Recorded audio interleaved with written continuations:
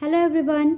इस वीडियो में आज हम रिकार्डियन थ्योरी ऑफ रेंट या फिर जिसको थ्योरी ऑफ रेंट के नाम से भी जानते हैं या लॉ ऑफ रेंट भी इसको कहा जाता है, उसके बेसिक कॉन्सेप्ट और उसके कुछ अजम्पशंस की बात करेंगे।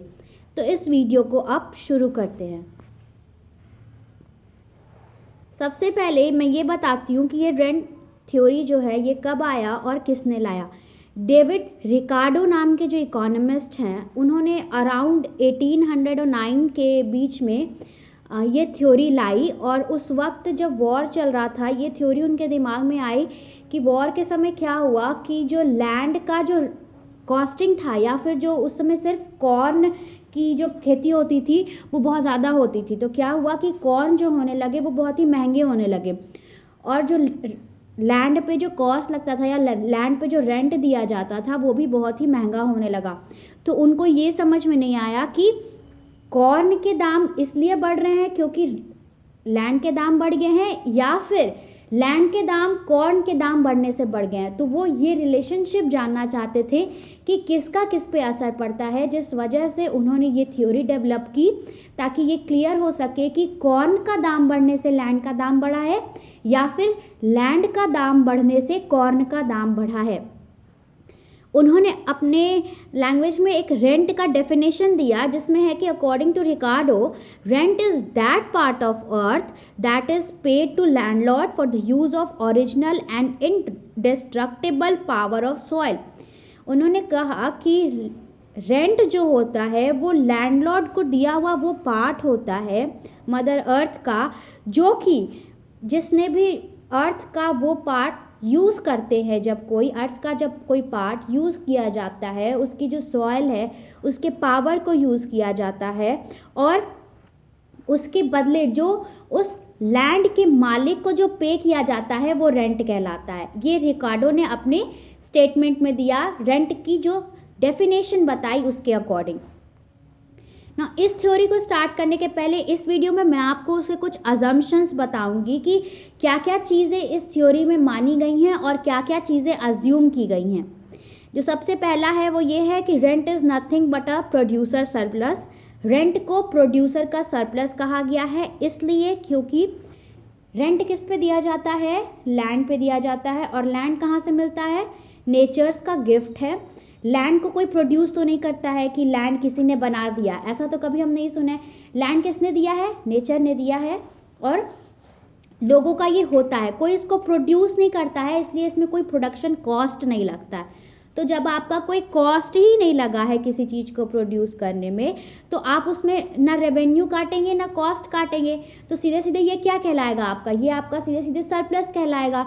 जिस वजह से लैंड को एक प्रोड्यूसर का सरप्लस माना जाता है। इसमें कोई भी कॉस्ट नहीं लगता है, इसको बनाने में कोई कॉस्ट नहीं लगता है। जो भी पैसा इसके ज़रिए आता है वो सरप्लस होता है, वो प्रॉफिट होता है। ठीक है। नेक्स्ट थिंग जो उन्होंने बताया वो ये बताया कि जो भी कल्टीवेशन ऑफ लैंड की जब बात की जाती है कि किस तरह से लैंड पे खेती करना है, इसमें उन्होंने बताया कि इस थ्योरी में law of diminishing marginal return apply होगा। यानी सबसे पहले उस लैंड को कल्टीवेट किया जाएगा जो सबसे ज़्यादा फर्टाइल है, उसके बाद उससे कम फर्टाइल लैंड को कल्टीवेट किया जाएगा, उसके बाद उससे कम फर्टाइल लैंड को और सबसे लास्ट में जो इनफर्टाइल लैंड है या फिर जो सबसे कम फर्टाइल लैंड है उसको कल्टीवेट किया जाएगा। जिसके अकॉर्डिंग उन्होंने माना कि इस थ्योरी में डिमिनिशिंग मार्जिनल रिटर्न अप्लाई होता है। Rent arises due to fertility and location of land. जो रेंट होता है लैंड का वो दो बेसिस पे डिपेंड करता है। पहला तो सॉइल की फर्टिलिटी कैसी है, यानी वो लैंड कितना फर्टाइल है, और दूसरा उसकी लोकेशन क्या है। जैसे हम लोग ये बातें करते हैं ना कि अच्छा ये तो शहर की ज़मीन है ये काफ़ी महंगी होगी, ये तो आउटर की ज़मीन है ये काफ़ी सस्ती होगी।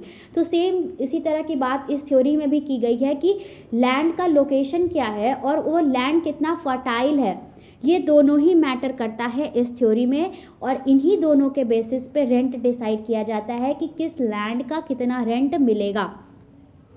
और जो लास्ट है वो ये है कि land is a gift of nature, no supply price no production cost. यानी अभी जैसा फर्स्ट था कि प्रोड्यूसर सरप्लस है, रेंट जो है वो प्रोड्यूसर सरप्लस है और वो क्यों हुआ, क्योंकि लैंड जो है वो गिफ्ट है नेचर का, जिस पे ना ही कोई सप्लाई प्राइस लगती है।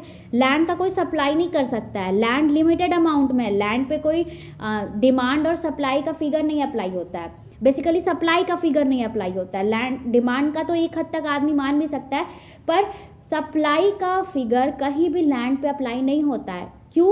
क्योंकि सप्लाई, आप लैंड की सप्लाई को बढ़ा नहीं सकते। फॉर एग्जांपल मान लीजिए लैंड का डिमांड अगर बढ़ गया, मार्केट में बहुत ज़्यादा लोग लैंड चाह रहे हैं, तो लैंड तो एक लिमिटेड है ना, वो नेचर्स का गिफ्ट है, भगवान ने आपको जितना दिया है आपके पास उतना ही रहेगा, आप उसे अपनी मर्जी से बढ़ा घटा नहीं सकते हैं। जिस वजह से इसकी जो सप्लाई होती है, कोई इसका सप्लाई नहीं होता है, लैंड का ना ही कोई सप्लाई होता है। और जब कोई सप्लाई ही नहीं होगा किसी चीज़ का, तो प्रोडक्शन भी नहीं होगा, प्रोडक्शन नहीं होगा तो कोई कॉस्ट भी नहीं लगेगा, ठीक है ना। तो इस तरह से सिंपल वे में जो भी लैंड से जो भी हमें रेंट मिलता है वो एक प्रोड्यूसर का सरप्लस होता है, और वो इसलिए होता है क्योंकि लैंड का ना ही कोई प्रोडक्शन हो रहा है, ना ही कोई प्रोडक्शन कॉस्ट लग रहा है, और ना ही किसी तरह की सप्लाई हो रही है।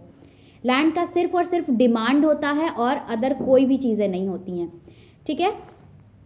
तो इस तरह से इस थ्योरी में मैंने आपको थ्योरी ऑफ रेंट का एक कॉन्सेप्ट दिया और उसके कुछ अजम्पशंस बताए। नेक्स्ट वीडियोस में हम इस थ्योरी को कंटिन्यू करेंगे।